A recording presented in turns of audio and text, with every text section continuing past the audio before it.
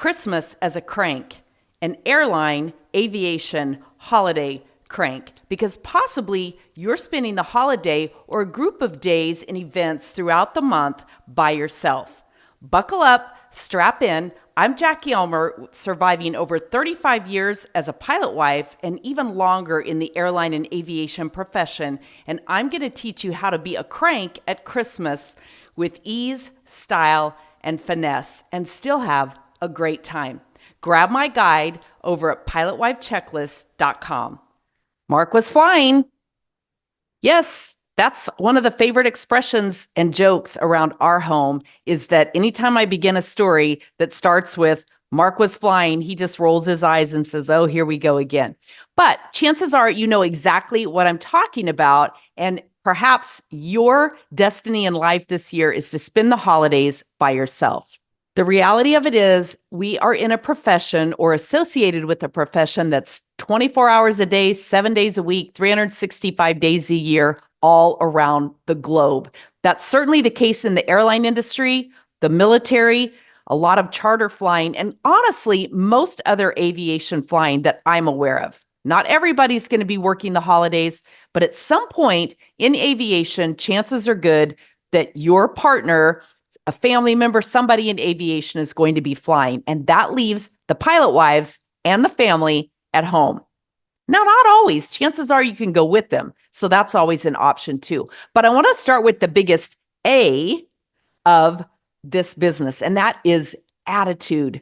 You make or break the attitude, not only for yourself, but certainly your partner who's already feeling the stress, the pressure, and the guilt often of not being home for the holidays. And it's most often something they can't help. It's just a reality. But also you make or break the disappointment or non-disappointment that your children and the rest of the family and friends are going to feel as well. If you have an upbeat attitude, it's going to make the whole rest of the holiday season go extremely well. So I'm going to invite you right now to simply make a decision. Yes, make a decision that you are going to be happy and joyful as much as possible. You're going to put on your festive hat and make it an amazing adventure for yourself, for the pilot, and for all the rest of the family and friends who are around you.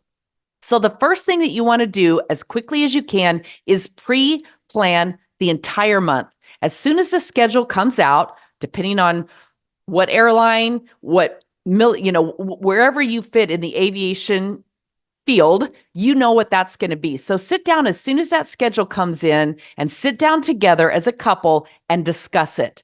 Don't make assumptions that the rest of the time is yours. If they're flying, that's their time. The minute that they come home, that's your time to schedule willy-nilly. That might work for you. That never worked well at all in my household because my husband requires a certain amount of downtime. And I learned to understand that, to respect that, and to not be resentful of that because that's just who he was.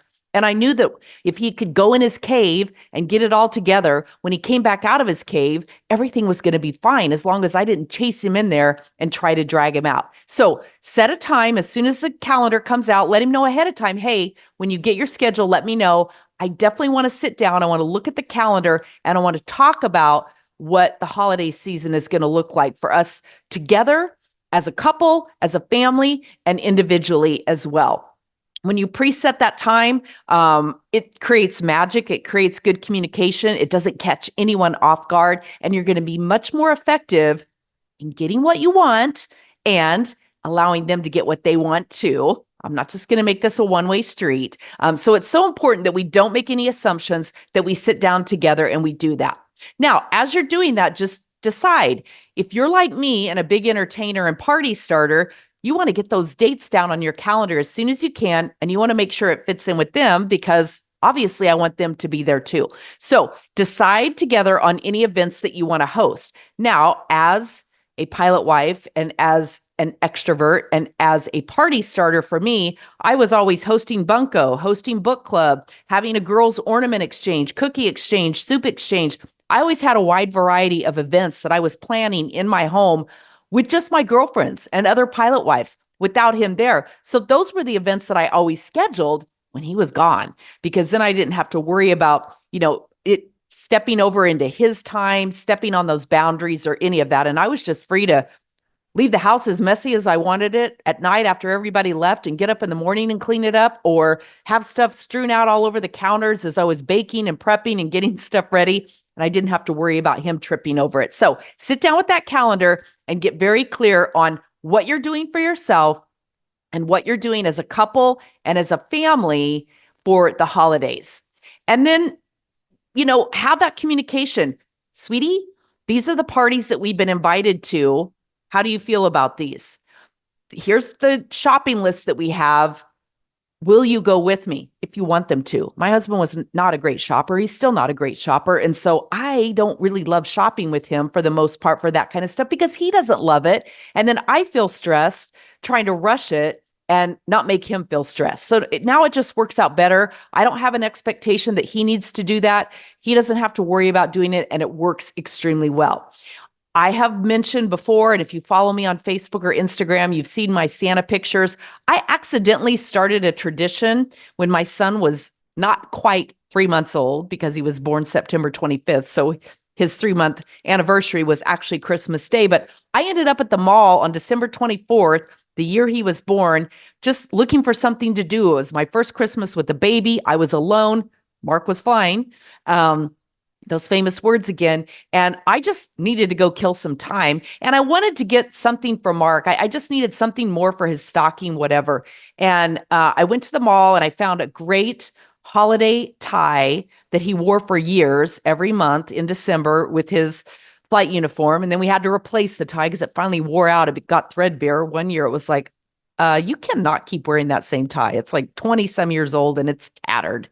Anyway, and I ended up buying this tie and stumbled out into the courtyard area, and there was Santa taking pictures. And so I put my little son on, I stood in the line and which quite frankly was not busy on Christmas Eve, at least not that year, put my little son on Santa's lap and had his picture taken. And that launched us into a tradition of every year on the 24th, on Christmas Eve, we would get up in the morning. The whole family knew we got up. It was always blocked on the calendar, nothing else. We'd go to the mall. We'd be there the minute it opened so that we could get in line for Santa pictures. So we didn't have to be there all day. And we would get hot chocolate and, just really, it became a fabulous family experience. We did that for about, 9 years living in Phoenix. And then we moved to California. We moved up to the beautiful mountains of Lake Arrowhead. And there we would go to the Lake Arrowhead Village. And interestingly, for almost every single year until the last year before we left, we had the same Santa Claus at the Fiesta Mall in Mesa, which they just raised and brought it down this past year. I was so bummed. But I get it. It's not like I ever went to the mall again. And then when we moved to Lake Arrowhead, we had the same Santa for years. We had one of the Coca-Cola Santas, and you can see him here in these pictures. He absolutely was amazing and literally made that experience so amazing for my entire family and for my kids as well. And here's one of the photos where Santa sent the kids away and just kept Mark and I on his lap and gave us some good parenting advice. Anyway, that was just such a cute, fun memory of him. Which brings me to starting your own traditions, whatever those are going to be. I didn't intend to do that on Christmas Eve. It just happened. And then all of a sudden I thought, this is kind of fun. This is something that we can do every year on Christmas Eve. I don't remember. I'm guessing Mark was flying the second year as well. But it wasn't too long after that he started having holidays off. And we're part of that lost decade crowd. So I have a lot of good memories about that, even though there was no movement within the airline. He literally got any schedule he wanted. He was off every holiday, and it made it amazing. So decide for yourself now, what are those traditions you want to start? Maybe you want to host a white elephant gift exchange every year for your neighborhood, friends, family, whatever. Decide on that as a couple. Maybe you want to host a New Year's Day Bloody Mary and brunch thing, which I'm doing this year. Maybe you want to make that a tradition. I've hosted a Christmas Eve open house for 8 years. That became a tradition.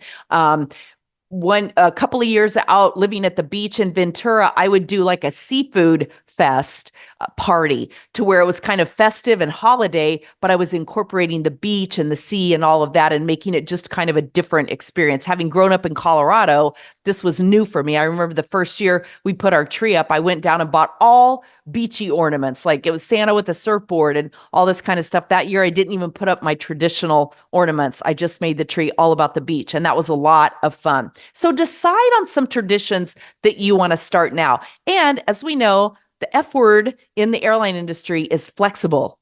And so as you start these traditions, you're just going to have to know that sometimes you're going to need to be really flexible with those and they won't go exactly as you want them to.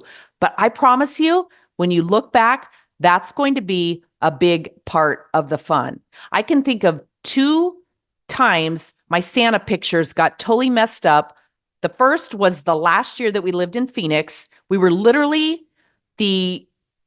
probably 4 back in line when our Santa that we had had for 9 years went on his lunch break. And we had the interim Santa that had to come in and take his place. And so my final picture, Santa picture with the kids, is with a different Santa. And I was so mad. I was spitting nails. I was not showing up as my best Christmas Eve holiday helper. I was a grumpy elf. But now looking back, it's like, who cares? Who really cares? Nobody. It's something fun to show people when I show my pictures. It's like, yeah, this is the year that, Santa flipped us the bird and took his lunch break. He didn't know. Anyway, and then one other year, we were actually out in Ventura and we were at the mall waiting to take our Santa picture. And we had dinner reservations for somewhere else that we had to be. And we didn't get up early and get going early because my kids were adults at this point. And we were literally at the very front of the line and Santa took his lunch break and we had to wait 45 minutes. Well, we didn't have time to. So that year I don't have a Santa picture. I just have a picture of us with our little tree in Ventura at the beach. Oh, well, my kids were adults. Who cares? But again, I didn't show up very well. I had a horrible attitude about it and I was cranky and whiny for a good part of the evening. And then I let it go and ended up having a fun time. And now again, like I set those pictures out, I look back, I laugh, I think little things, just let the little things go. And at the same time, during the holidays, make the little things the big things. Be festive all month long. Just get some little small gifts that you can give, do it 12 days of Christmas for the pilot. Okay. Little things, little stockings where you can stuff a Christmas tie or some Santa socks, or my husband loves the little L'Occitane, the little shea butter, tiny little lotions for his flight bag. I'll put those in a little stocking. I get him those every single year.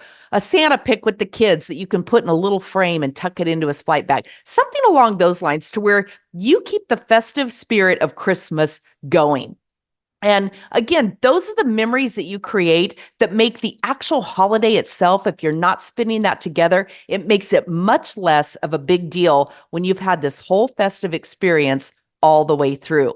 I mentioned, holiday meals. I'm planning a soup night where we're going to do Christmas movies. Our daughter's going to be home here in a couple weeks. And she loves watching all the Christmas movies. She loves making soup with me. And so we're going to have Christmas movie night. And I've already got some fun festive meals planned where I'm going to lay it out beautifully on the coffee table. We're going to sit in front of the TV, which we don't typically do, but we're going to break the rules for Christmas. That's what we're going to do.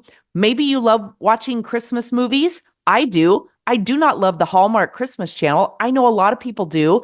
Maybe it's football that you want to watch, or maybe you like to watch high body count movies like my husband does. I don't so much, but whatever thrills you, make sure that you are planning fun, festive ways of celebrating that, just even doing a charcuterie board. Make sure you join my Lower Toxic Life YouTube channel. Where I am showcasing a whole series of putting together festive holidays. You can just type in Lower Toxic Life at YouTube, or I'll put a link in the show notes where you can find that. But go over there. I'm doing a whole series on charcuterie boards, not just for your own party, open house, not just to take to other people's homes, but to do for yourself and your family while you enjoy a festive movie night, football, high body count movie, whatever it is that you enjoy. And make sure that you are aware of creating those boundaries.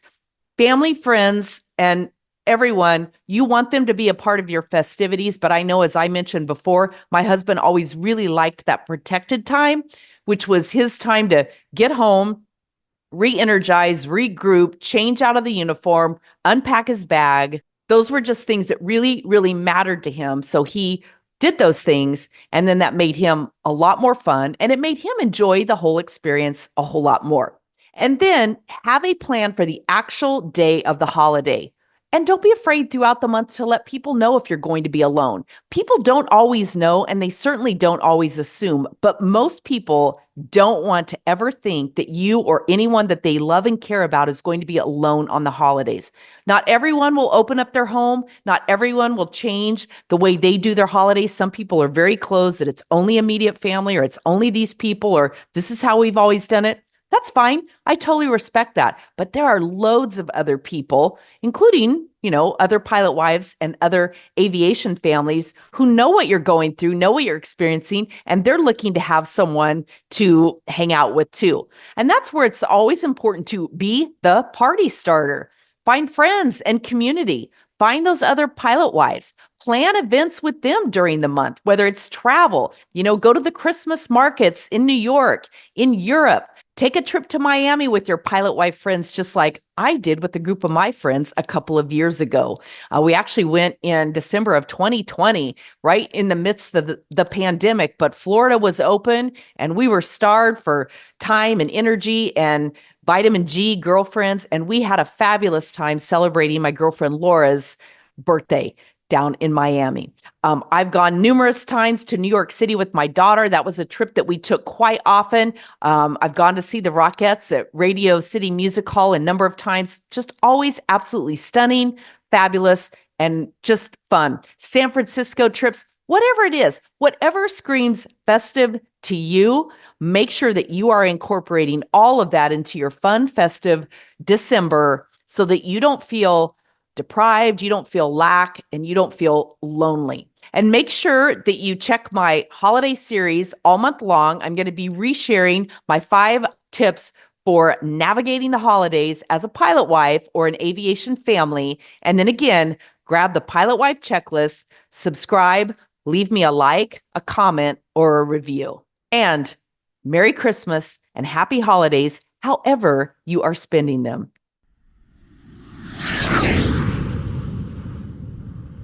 Do you ever find yourself on the struggle bus with relationships, career, or life in general?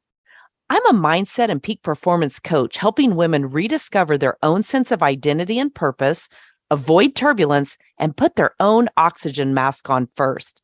Together, we work to get you out of autopilot and create a better flight plan for life and relationship success.